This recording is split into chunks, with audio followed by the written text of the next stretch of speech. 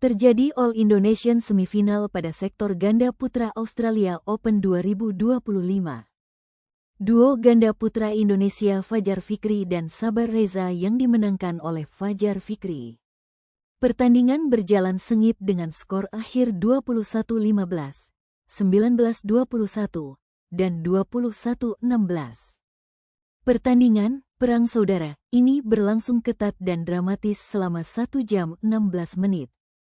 Kemenangan ini memastikan 1 gelar juara ganda putra untuk Indonesia.